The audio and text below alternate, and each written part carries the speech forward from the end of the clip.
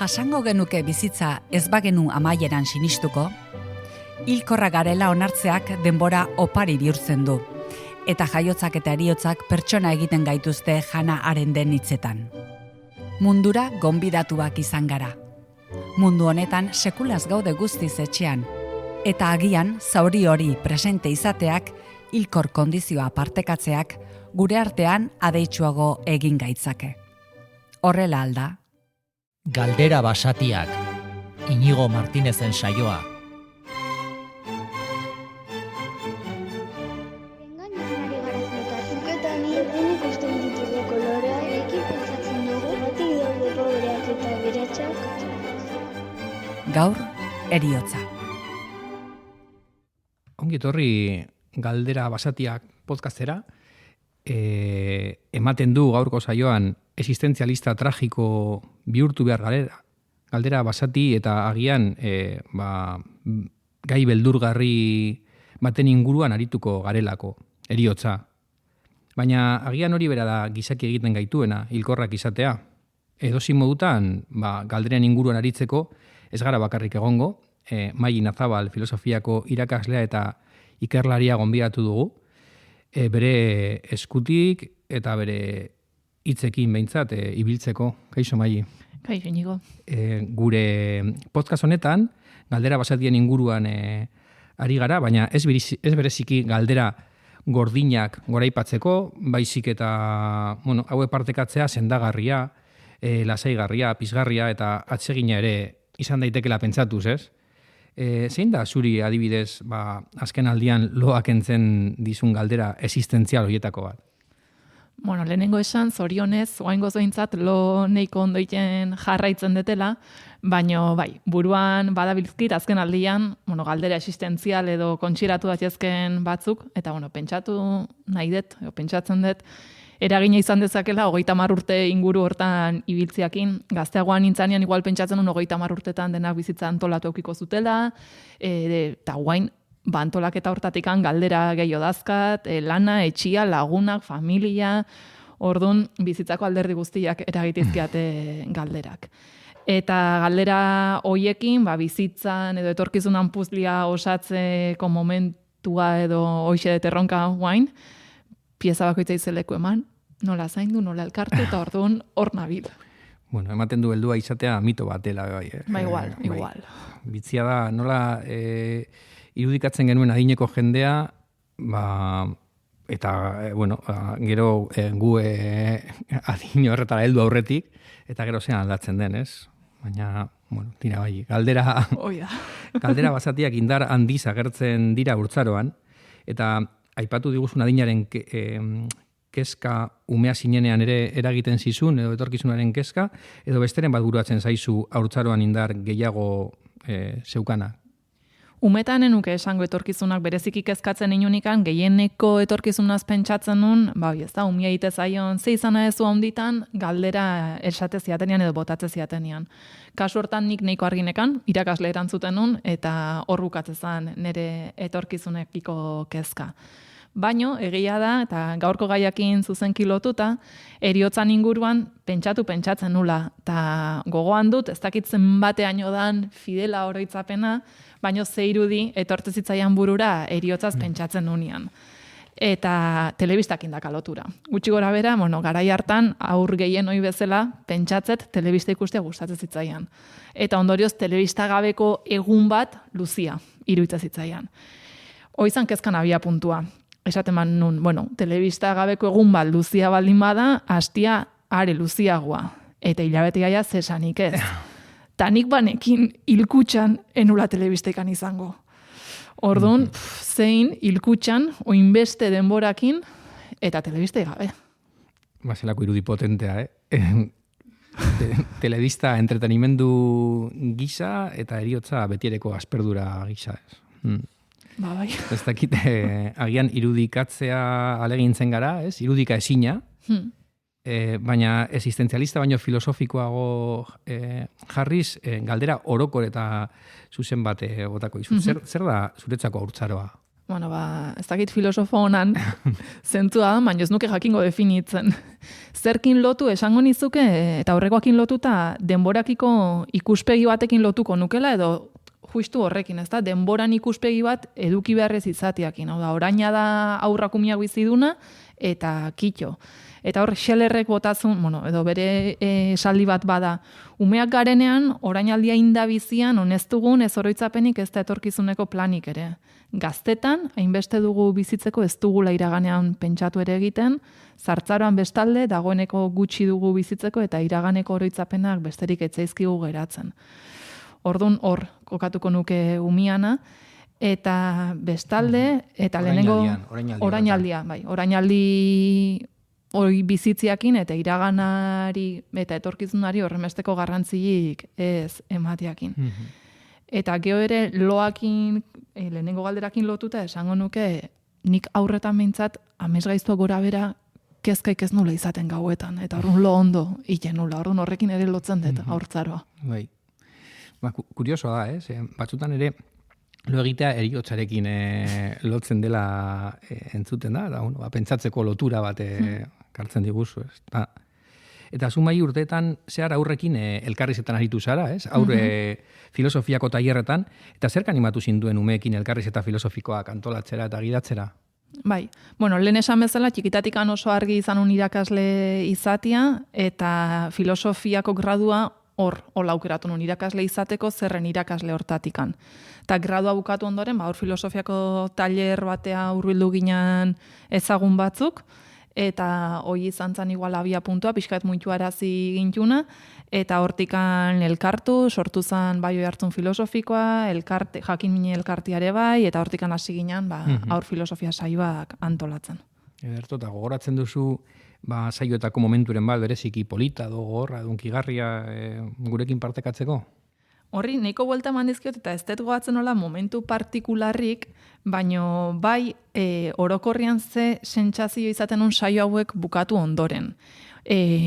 Oi hartzunen eite genitunean, igande arratsaldetan izatezean. Eta igande arratsaldiak netzat behintzat badia sofatikan altxatzia kostatzen dan hoietako eguneko momentuak. Orduan beti, zentzu ikononian, baina pereza pixkatekin juten nintzen saiotara.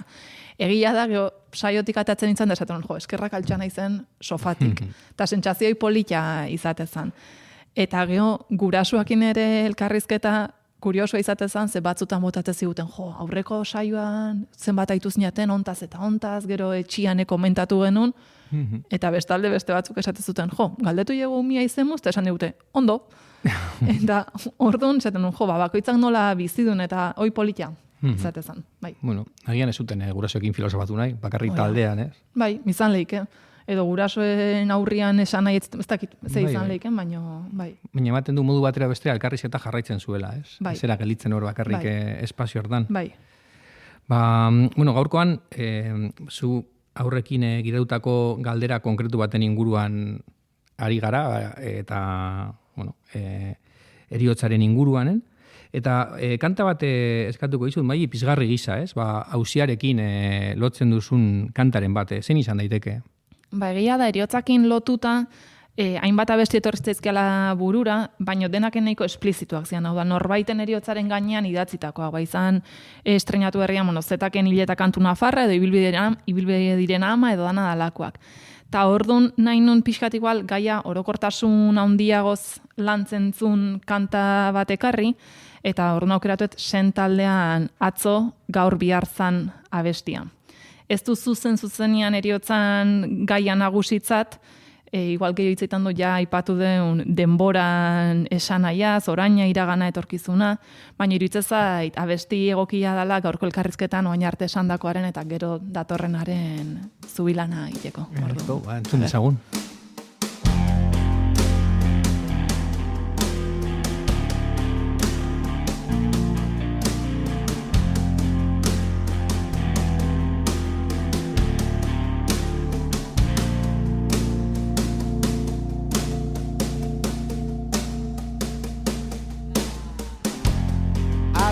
Gaur behar zan, eta ametzak betetzeko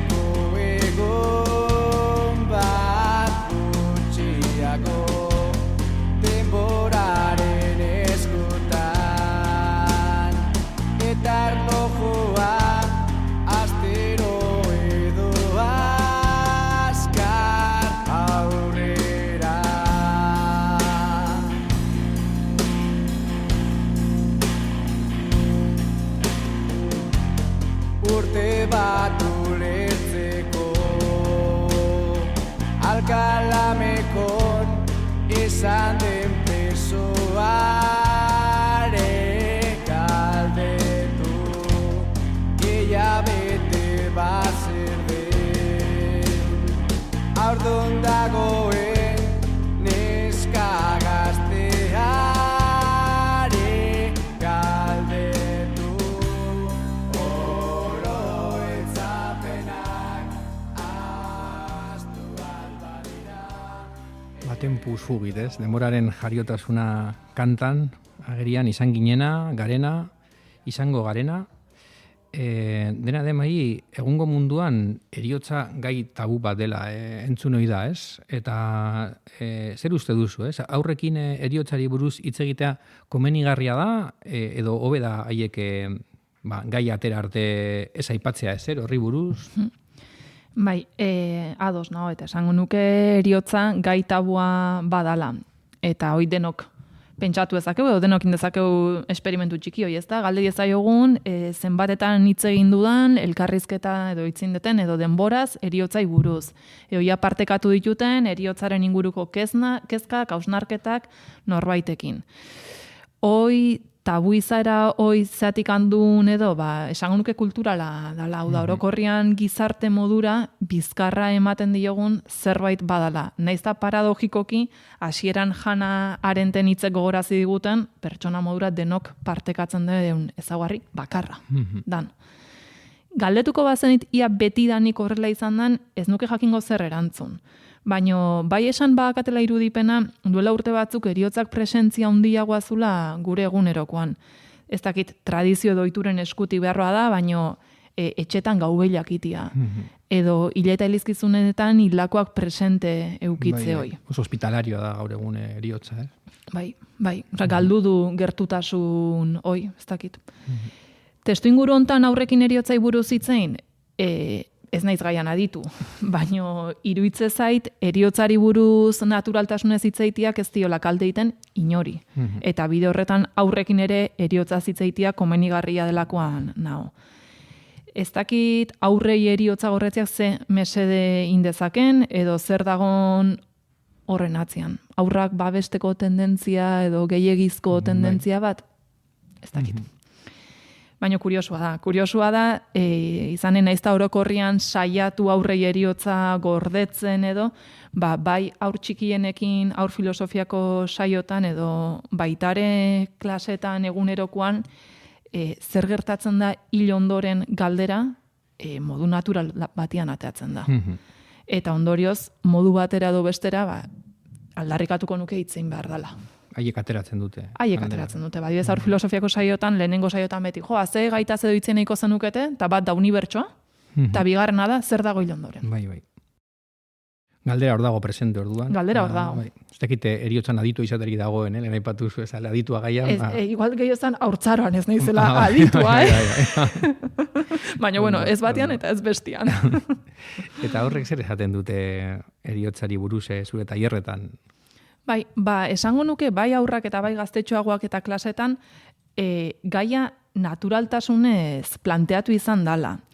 Eta naturaltasun hori abia puntutzat hartutat, igual saio gidari modura, pixkat, eukita begira da hor, elkarrizketa eskutatikan ez jun, eta denak eroso sentidatzezen, eta entzunak, eta hortikan, bai alde hortatikan, eta bai igual, helduok baino filtro gutxigo dazkatelako, edo dana dala, eriotzazko, edo nik eriotzai buruz aurrekin eta ikasleekin hitzen detenean, gehi hurbildu dira eriotzera penatik baino kuriositatetik. Eta horrek ematen du aukera, beste modu batea elkarrizketa hori eukitzeko. Eta esan izan diana, ni batzen naiz aurran saio batean izan zan, eta nola hil ondorengo kezka batek kenduzion seituan indarra esanez, eta jaio aurretik zer? Eta esatezu, ostras, egia da. Aige hil ondoren zer, baina jaio aurretikan zer eduki genunek ezkatuk ezkatzen, orduan. Eta esatezu, beste gabe igual bururatzen zaio aur bati ideia, eta zu etxea zuaz esan ez, ostras, eman dit zer pentsatua.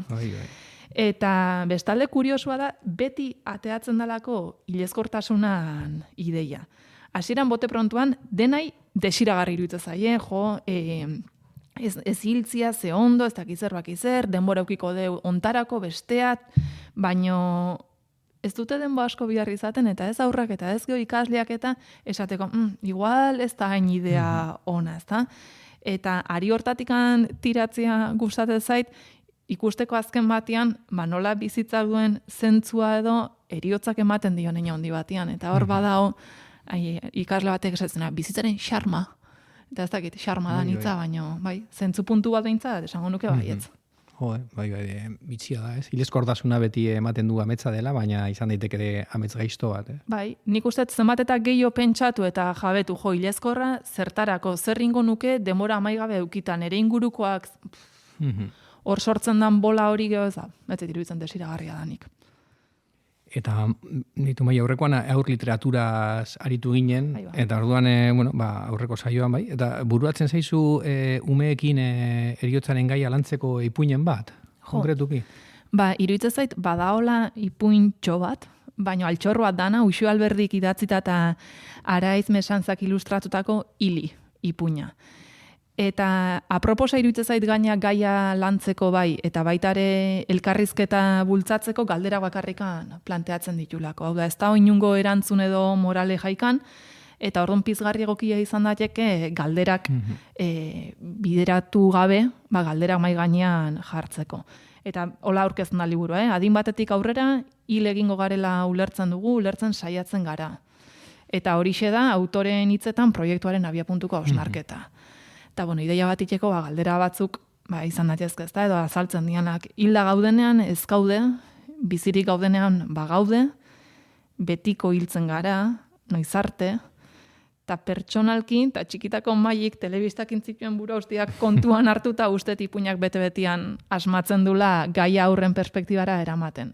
Baina, halare, esango nuke aurrentzako ipuin modura aurkezten den arren, heldu hori ere baliagarria litzaigukela tauak ahaztu eta gaiaz, patxadaz, lasaitasunez eta kuriositatez hitz egiteko beharra da. Ipuinaren bertsio musikatu bat nagonez, agian izan daiteke parada bat entzuteko labur-labur.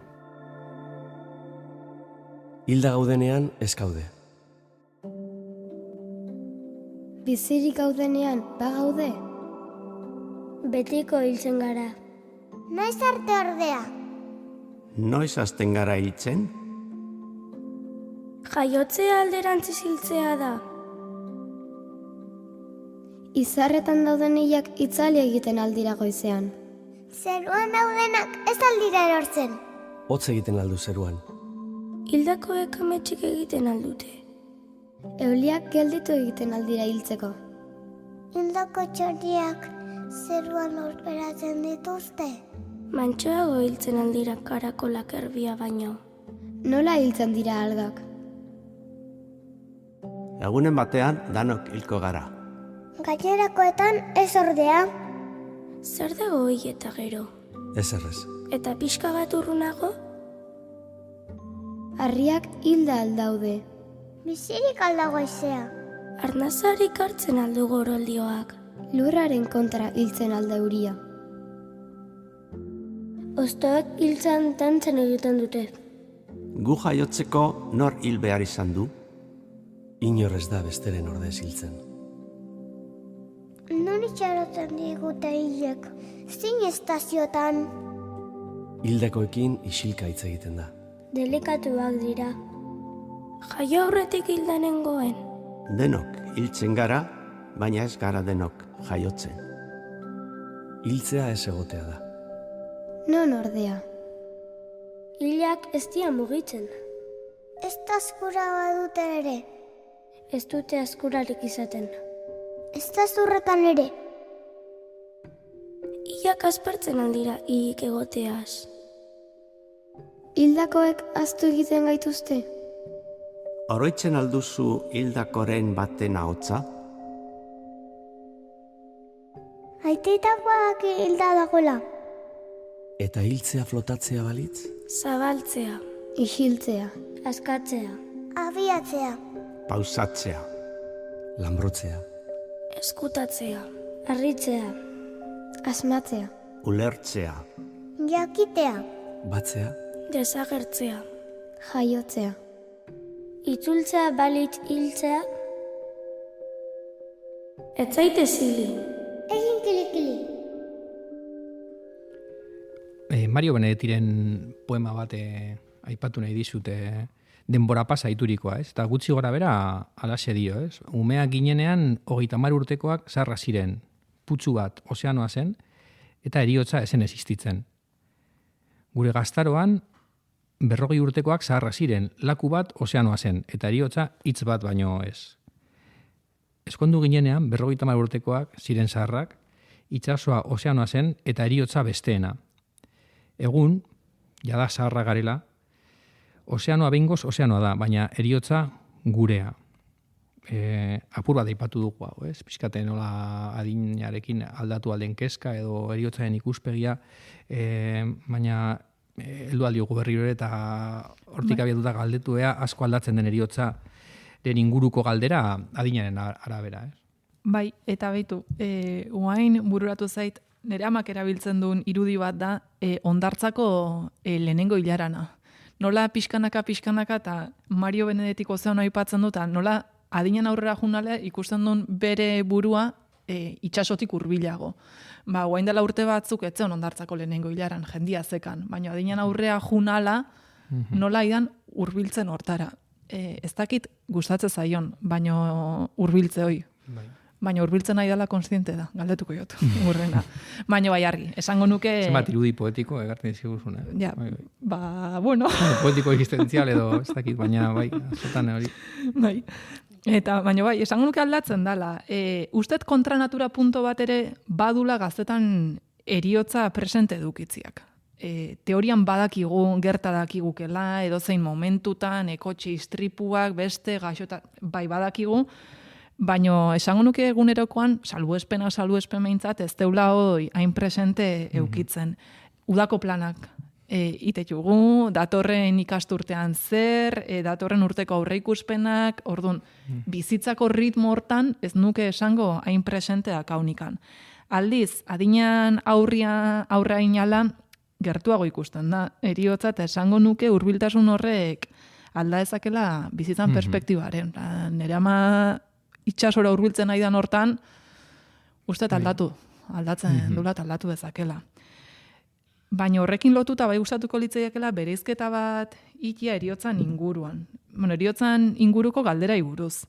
Ze ez dakit zehaztu deun oso ondo, baina zeinen heriotza galderata zaigea, hau da, nere heriotza, bestearena, zeinen heriotzan perspektiba aldatzen da. Eta zeinen heriotzak arduratze gaitu gehien.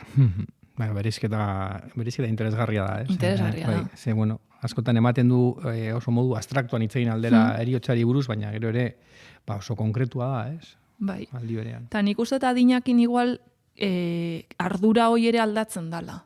Gaztiagotan igual beldur, ez dakit, beldurra handiago eduki dezaiokezu ez jakintasuna sortzen dizun horri, geho, ez dakit. Baina esango nuke, ingo nuke, inkesta bat. Adinen arabera, ia ze heriotzak kezkatze gaitun gehiago, norberarenak edo bestearenak. Igual heriotzak zuzenean ez, baina gaixotasunarekiko kezka, edo, askotan entzuten da autozaintzaren leloa, eta horrekin batera osasunarekiko ardura adin guztietara edatzen dela, ez dakit ze punturaino, ez dakit zein izango den gaixotasunak ekiditeko bizimodurik egokiena, eta horretan aholkuen zerrenda amai ezina da, ez? Elikadura osasuntzua, edo kirola praktikatzea, ez dakit, 80ko hamarkadan entzuten zen mezu punki baten kontrako leloa ematen du, ez? Zaten zela harin bizi, gazte hil eta gorpu eder bat utzi, ez? Orduan, ez dakit, korapilo honetan, zure ustez gizarte hipokondriako batean bizi gara? Bai, esango nuke badala hipokondriakoa eta igual obsesio eta itxurakiko baita ere. Ez dakit autozaintza ze puntuaino dan osasunaren aldetik, edo ze puntua dan itxuran aldetik, orduan ez nuke jakingo argi eta garbi esaten. Nitzak gau zen zenbat mezu eta aholku dauden sarean, oroar, eta ia bete ezinak, ez? iaia ez, bete ezinak. Askotan kontrakoak dialako hoietako asko ere. Bai, hortikan lotuta Descartes filosofoan esalditxo bat, autozaintza eta eriotza lotzen dituna, eta iruditzen zait nahiko iradokaitzailea dela, ze Descartesek garrantzia handia eman zion, beak gizakian gorputza makina bezala kontsideratzen da, orduan makina hori aztertzeari, eta osasunak interesa handia piztu zion. Bide hortatik, garai hortan etzen internet eta etzegon sarerik, baino bere lagunei eta hurbileko emate zizkien osasunari buruzko aholku batzuk, eta eriotzari buruz ere idatzizun, eta beriak dira hitz hauek. Bizitza mantentzeko baliabideak bilatu beharrean, beste zerbait aurkitu dut. Askoz ere, ziur eta errazagoa. Eriotzari beldur ez izatea. Orduan galdetuko nuke ia Descartesek aipatzen duen lotura horrelakoa da, hau da, eriotzari beldurrik izango ezpagenio autozaintzarako obsesioa eta hipokondria maila jetxiko lirateken. Ez dakit. Bueno, beldurra kentzea, antidoto gisa, hori ere filosofia, esango genuke modu askotara saiatu dela, eriotza ulertzen eta eriotzari aurre egiten, eta eskola helenistikoek datozkit burura, hore eriotza onartzeko botikak izan ohi zirela, eta hor dago ere Epikuroren esaldi famatua, eriotza ez da ezer guretzat, gu gaudenean bera ez bai dago, eta bera dagoenean gu ez bai gaude. Azken finean, edo bera edo gu, baina ez dugu koinziditzen, ez? Dakiz ze punturaino, eskola filosofiko guzti horiek, edo kasu honetan Epikuroren hitz horiek, kontsolamendua, edo kontsolamendu merkea, ez, ote diren. Bai. Bueno, galdera honi erantzuteako aitortza bat edo, bai gaiari buruz ideiak ordenatzeko, eta bai pixkat gaian sakontzeko laguntza handia izan dut, eta laguntza izan dut, nire ikasle izan dako intzana, nik batxilergoan izan un ikasle, gero beak filosofiako gradua ikasizun, eta gradua amaierako lana zuzen eriotzari buruz intzun. Filosofia eriotza ulertzen nola saiatu dan edo bilduaz eta korronte ezberdinak tartian Epikurona aipatuz. Eriotza filosofiaren argipean. Orduan, hortxe beraz, bai, eskerrak eta zorionak intzari, eta guain, bere hitzetan... Lan interesgarria berea. Bai, interesgarria baino netzako, igual, aipatu daun hortatik, ez da, tabu izaera hortatikan, nahi guatzen naiz esan zianen, eriotza zingoet gradu amaierako lana. Eta da, Zelako planazoa, hoi da, eta geho, junintzan defentsara, eta bukatu nun negar malkotan da, oso politia izan zan. Eta egia da, ematen dula perspektiba historiko, ego bere iritziare tartekatzen du, eta irakurri ala esaten duen, bai. Eta, orduan, Epikura itzuli pixkat hoi esaten du, ezta? Eriotzarekiko beldurra jarrera irrazional bezala aldarrikatzen du edo defendatzen du Epikurok. Hau da, ezagutzari esker zuk aipatutako zita hori ulertzen baldin badegu, hau da, ez dirala bateragarriak, ezken nuke beldurrik izango, ez dago beldurtzeko motiborik. Halare, ez dakit, kontsolamendu eraginkorra iruditzen zaiten. Argudiak eta ulertuta, esango nuke beldurra mantentzen dalako inaundi batian. Eta kausa igual izan daiteke beldurri mantentziana justo Epikurok esaten duna, ez da? Beldurri irrazionala da. Baina ez irrazionala Epikurok defendatzen duen moduan, hau da, ezagutzak, arrazoiak, askatu dezaken irrazionaloi edo ulertziak. Nere ustez, eta intzak azaltzen dut, esan nostras, bai, eriotzaren beldurra irrazionala da, sentimendu irrazionala dalako. Hau da, arrazionalki, edo arrazoiaren mugetatik kanpo kokatzen dalako, eta zentzu hortan arrazoia ez dalako nahikoa sentimendu hori harrapatzeko. Bai, argudiokin baretu alda dardara hori, baina batzutan badatu. Baina beldurra ezabatzeko, batzutan, pentsatzen dut, kezka batera igarotzeak, errituen bidez, edo ez, ulertezina pixkate komunitatearekin partekatzea lagungarria dela, eta horretan, ez dakit ze puntuaino eriotzak errito komunitarioak behar dituen, baina, gaur egun entzuten da, jendarte oso individualistan bizi garela, eta erritualen amaiera ekarri duela horrek, ala dio Byung-Chul Han pentsalariak, ez? Eta konfinamenduan adibidez, askotan aipatu izan zen, ez? Ezinezkoa zela hildako agurra ematea, pertsona asko kutsune hori bereziki salatu zuten, ez? Behar zutelako errito moduko bat, ez? Erritual moduko bat, eta orduan aipatu golen pizkatzu bat ere, baina nolakoa izango lirateke gaur egun heriotzaren kultura, ez? Ritualen gainbera horretan. Hoi da, ustet bat datorrela esan dezun bezala aurretikan komentatu deunakin, ezta? Nola orain dela urte batzuk igual presentzia handiagoa zunez. Iruditzen zait baietz, herritu komunitario horiek lagungarriak diala naturaltasunez heriotza kontsideratzeko. Eta dolua partekatziak, doluai denbora, espazio bat eskaintziak laguntzen dutela seguro. Ondorioz, herritu horien indarra gutxituala, bai, iruditzen zait handitu zaiola eriotzaia injustu aipatu deun tabu izaera hoi. Bueno, doluaren denbora orain diozula urte betekoa zen, lehen behintzat, ez? Eta pixkate, nik uste bere arrazoia zeukala horrek, ez? Bai, eta izateran 9 urrenak edo lako zerbait ez da, hiletetan ere goatzen zan, eta bai. Ez dakit. Egun harin pasatu behar da dolua. Hoi da, eta zenbat eta azkarrago orduan eta hobeto igual. Bai. Orduan aldatu da heriotzan kultura hoi, egun nolakoa dan ez nuke jakingo esaten, baino, justo aurreko hastian, harrituta gatu nintzen albiste batekin, eta izan zen, hildakoen pertsonen izaera erreplikatzeko aukera ematen duen adimen artifizialaren erabilerak nabarmen egindu gora. Eta orain artenik gaiarekin lotuta nire referentzia bakarra zen Black Mirrorreko kapitulo bat, non hildako bat berpizteko kakotxen artean aukera, eta iruditzen zitzaidan, ez dakit, oso urruti, baina albiste hau irakurri nion, sanun, ostras.